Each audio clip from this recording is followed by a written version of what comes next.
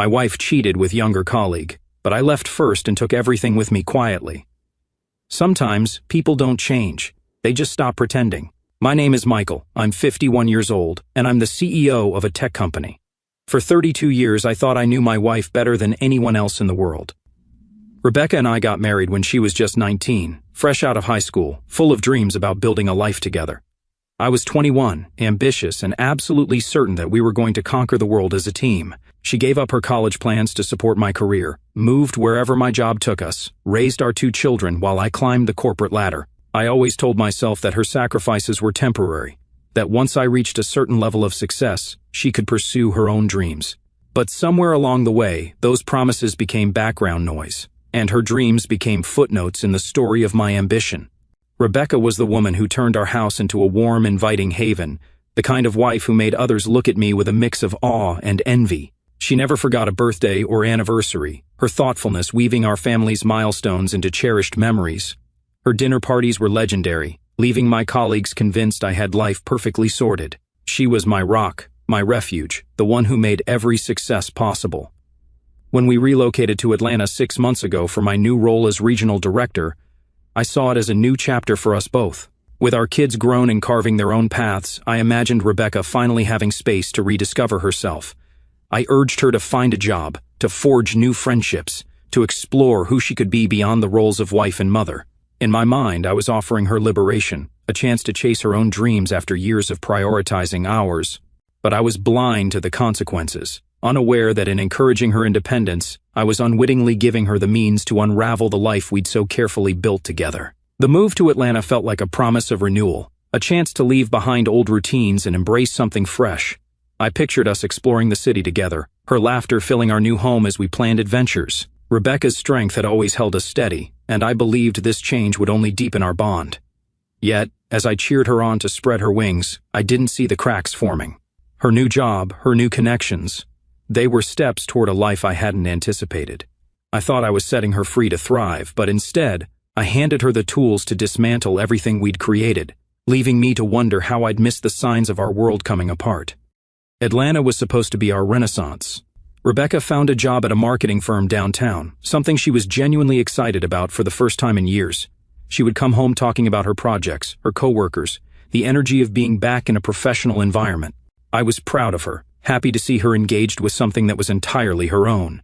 She started taking more care with her appearance again, buying new clothes, experimenting with different hairstyles. She seemed lighter, more confident, more like the young woman I had fallen in love with all those years ago.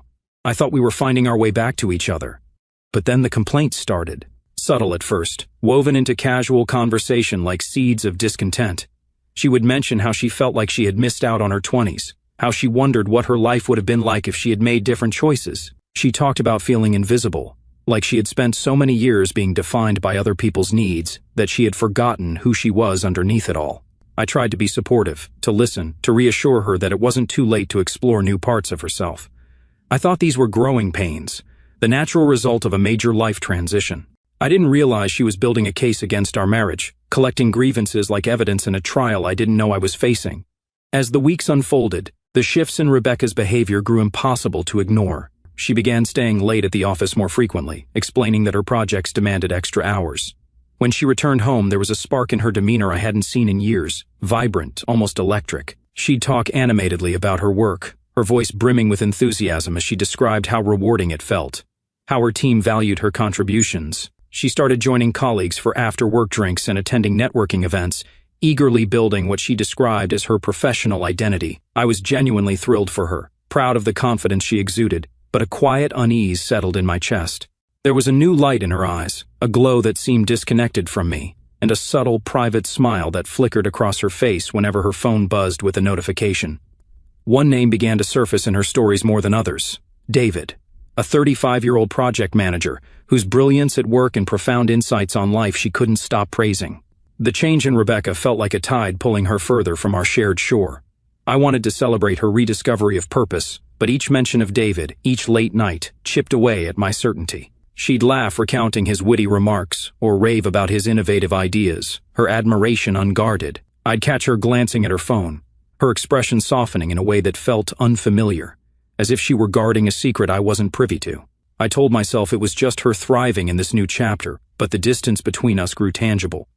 Her world was expanding, and I couldn't shake the feeling that I was no longer its center, that David's presence loomed larger than I wanted to admit. The night I knew something was seriously wrong was a Thursday in September. I had come home early, hoping to surprise Rebecca with dinner from her favorite restaurant. She wasn't there, despite having told me that morning she would be home by 6. When she finally walked through the door at 9:30, she was practically glowing. Her cheeks were flushed, her eyes were bright, and she had this satisfied expression that I recognized from our early dating days, the look of someone who had just spent time with someone who made them feel special. When I asked about her evening, she said she had been at a work meeting that ran long, then grabbed a quick bite with some colleagues. Her explanation was perfectly reasonable, but something in her body language told a different story. After that, I couldn't help but watch Rebecca more closely. She'd always been transparent, eagerly recounting every moment of her day with vivid detail. But now her stories felt fragmented, laced with inconsistencies that gnawed at me. She'd mentioned being at a meeting or running an errand, but the timelines didn't align with what she'd told me before. Her phone, once left carelessly on the counter, became an extension of her. She'd take it to the bathroom, keep it face down during our meals. When I brought up David, her eyes would spark with a warmth that twisted my gut. She spoke of him with an intensity that felt personal, describing him as a revelation, someone who truly saw her, who valued her sharp mind and quick wit in ways that seemed to light her up from within. The way she talked about him wasn't just professional admiration, it carried the weight of something deeper, like the stirrings of love. The shift in her behavior was subtle but undeniable. I'd catch her smiling at a text, her fingers lingering on the screen before she'd tuck the phone away. Our conversations, once open and effortless, now felt guarded, as if she were curating what to share. I wanted to believe it was just her excitement for her new life in Atlanta, but the way she spoke of David, his insights, his humor, his ability to get her, echoed like a warning. Each mention of him felt like a wedge between us, and I found myself questioning whether I was losing her to someone who seemed to be claiming a piece of her heart I thought was mine. The realization left me hollow, grappling with a mix of jealousy and fear, wondering how our once unshakable bond had begun to fray.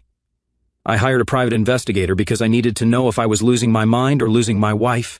The report that came back 2 weeks later confirmed my worst fears. Rebecca wasn't just having an emotional affair with David, she was actively pursuing him. The investigator had photographs of them at coffee shops, restaurants, walking through the park downtown, sitting in his car in the parking garage of her office building. They weren't just talking about work. They were holding hands, sharing intimate conversations, behaving like two people who were discovering each other for the first time.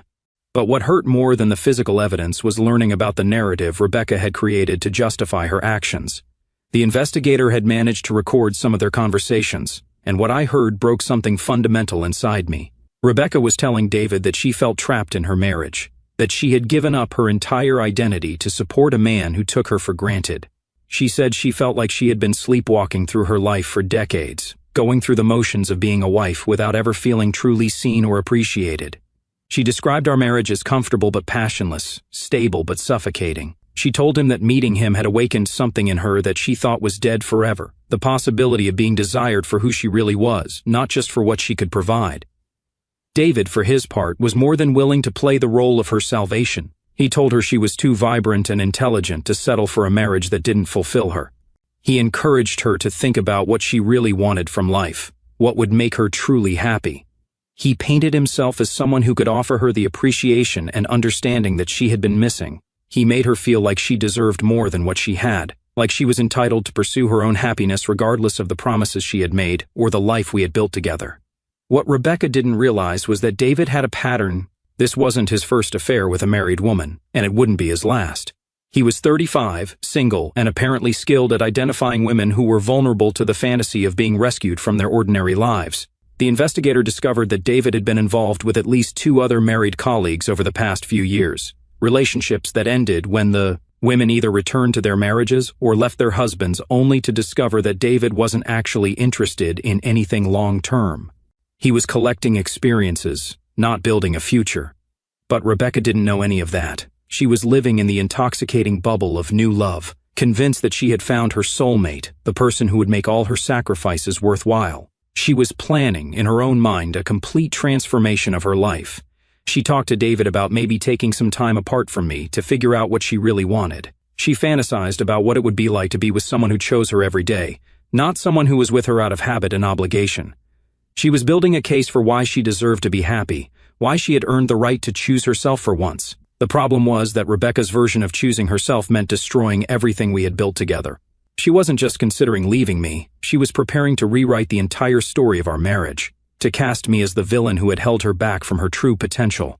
She was going to leave me not just for another man, but with a narrative that made her the victim and me the oppressor. She was going to take our 32 years together and reduce them to a cautionary tale about women who sacrifice too much for men who appreciate too little. I could have confronted her. I could have presented the evidence, demanded explanations, forced her to choose between David and our marriage. But I realized that by the time I discovered the affair, Rebecca had already made her choice. She was just waiting for the right moment to act on it.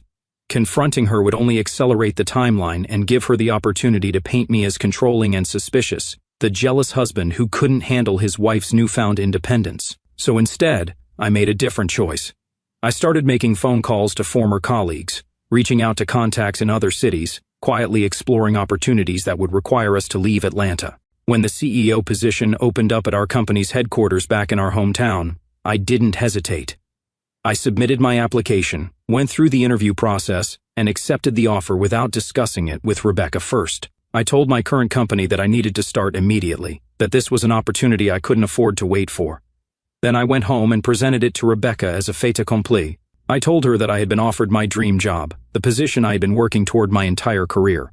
I said the company needed an answer within a week, and that this was our chance to move back home, to be closer to our children and grandchildren, to buy the house we had always talked about owning someday. I painted it as the culmination of everything we had been working toward, the reward for all her years of sacrifice and support.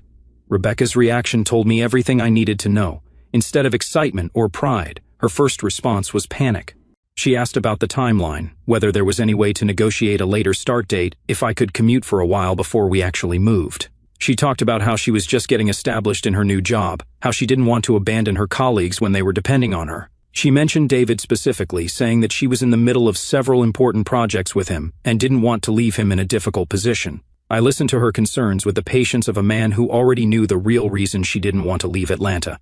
I told her I understood that this was a big change, but that this opportunity wouldn't come again. I said I needed her support, that I couldn't succeed in this new role without knowing she was completely committed to our future together. I reminded her of all the times she had supported my career moves in the past, how we had always been a team, how this was our chance to finally reap the benefits of all those years of hard work and sacrifice. Over the next 2 weeks, I watched Rebecca go through the stages of grief for a relationship she couldn't openly mourn.